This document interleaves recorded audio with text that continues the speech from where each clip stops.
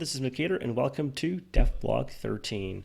We're going to be chipping over a bunch of topics today, including the lore, the changelog, the polls that we had, or the poll that we had last week. We're going to go over some of the answers. We're going to go over some asset additions, Patreons, and Discord. All right, let's jump into things. First off, I want to talk about the lore that's being introduced right now in the current version 1.3, and the upcoming versions for Perisno for Warband and Bannerlord. So first off, we're going to talk about the timeline currently. And the year of the starting game for Warband was changed from 365 to 395 to accommodate a bunch of different lore changes for this current version. So right now at 395 is the current Warband timeline game start, and the Dawn to invade it. A lot of things leading up to 395 are pretty much the same so far, just some minor details have changed that we'll share in the future dates.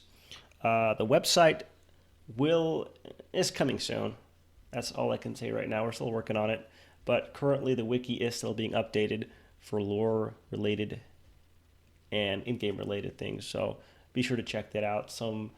If you find some additions and all that, we'll be sure to update that coming soon. All right, so coming after 395 or 426, the Reich des Drachen invade and wipes out the Sut Giants. So basically both giants get wiped out.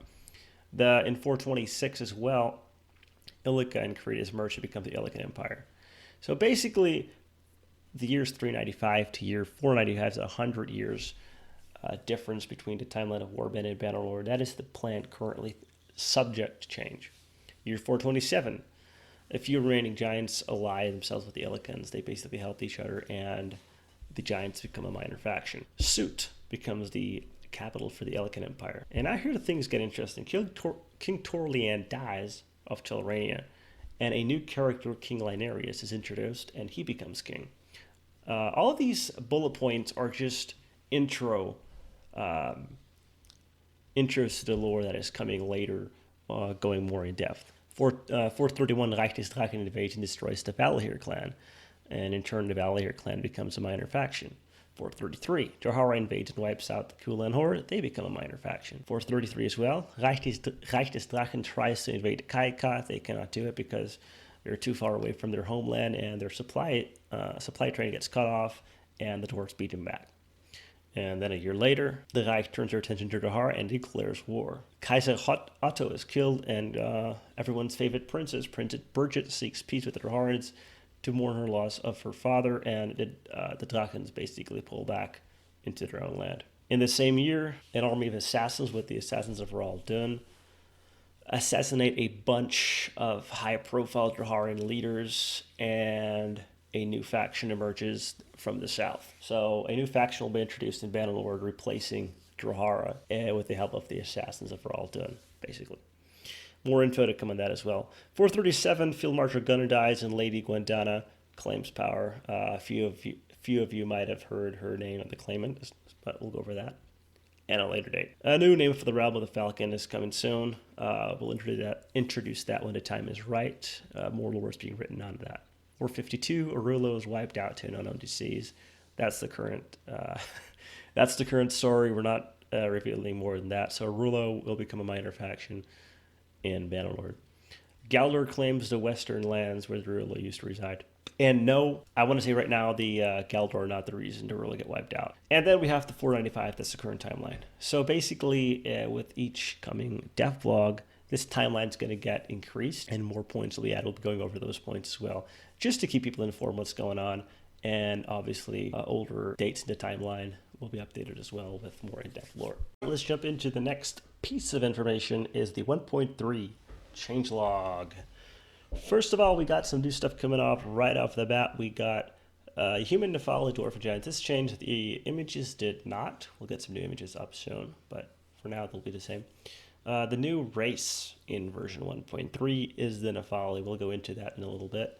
Basically, they're the same as before in-game, and that means the Elintor and Galdor will be the same, but their lore and a bunch of other things have changed. Their stats, their troops, and all that are still the same, minus a few name changes and all that. Right, so Azure Keep and Alias Castle now sell basic goods. So basically, You can approach the castle.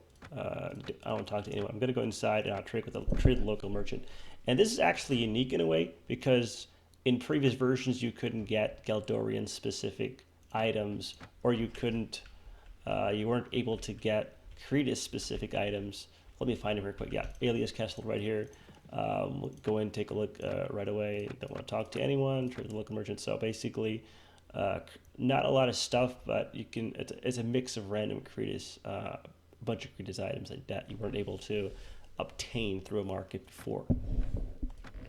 Also, new religion. We won't be going into much depth in this video. It's going to take a little too much. We'll do that in the next staff blog. We got some Lombardian assets. We got some Macavian assets. We'll be going over. Maybe we'll be going over those. I'm not sure yet. Sadina Alexis has her own household guard now.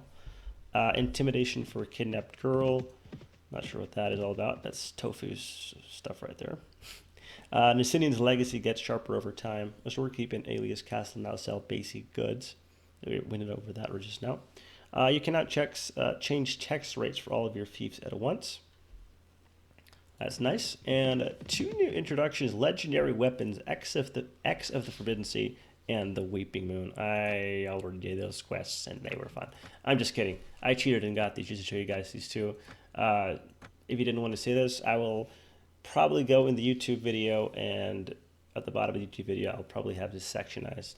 So these are two new weapons, or legendary weapons you'll be able to get in version 1.3.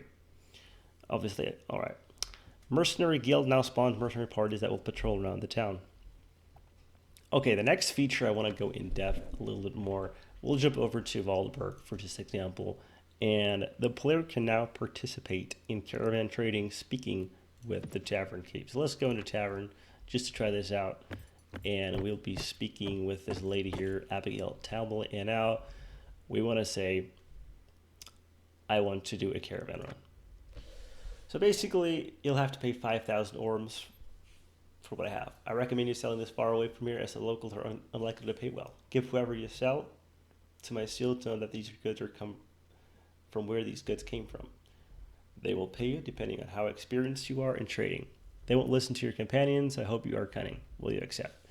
All right, so this takes into account, obviously, your companion's trading doesn't matter. My trading is probably very low since it's a kind of a new character, just to try things out. All right, let's purchase these goods. 5,000 orms. Yes, okay. All right, let's leave. And so we're now a caravan, and we're moving at a 5.9 speed. We'll compare speeds and all that. So let's go into my character. A little decked out, but I didn't do a lot of trading, as you can see. Where is that sucker here? Trainer tracking tactics. Trade. Right at the bottom, 0. We got 0 trade. I couldn't find that for some reason. All right. So let's go to a little farther. If we start off in Waldberg, and we want to go to... These guys won't bother to get a decent army. So Princess Bridget's over here. Won't marry her in this episode because it's a death blog, obviously. And we will actually go to... What's a good place? Let's go to Amarna. Let's go to Amarna and see how quickly we can. All right, we have arrived at Amarna. Our average speed was about 5.8 with my army size at 58. These are my stats so far with this build. So let's go into Amarna and see how much we can get. We paid 5,000 for this. And let's talk to this lady here. All right. I was a child here for 9,150. So we made a profit about 4,150, which isn't too much, so that we could have gone further. So I don't want to sell here. So let's see. Waldberg to Amarna got us about 4K. That's pretty decent. So what if we went all the way up to Fountain Hall? We'll continue on our journey, and let's see how much more we can get from Fountain Hall. All right. Going to the tavern. We've got troops here. I don't care about that. And we'll talk to Silverhawk. And he's going to pay us actually 12,000. So that's actually quite worth it, in my opinion. A couple thousand more than we had in Amarna. So we'll sell it here, and we made a decent profit.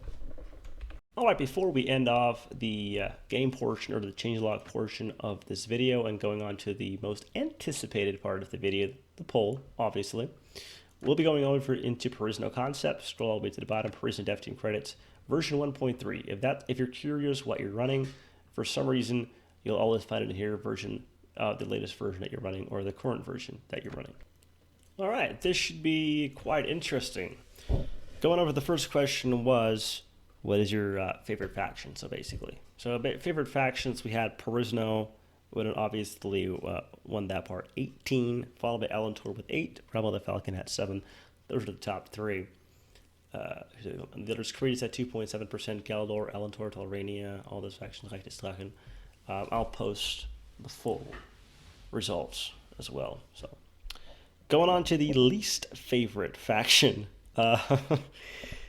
That was led by Drahara at 14 total votes, Hakkon with 9, and Valahir with 8 total votes. So at the end of the day, those 3 were the worst liked factions. Had a bunch of very interesting.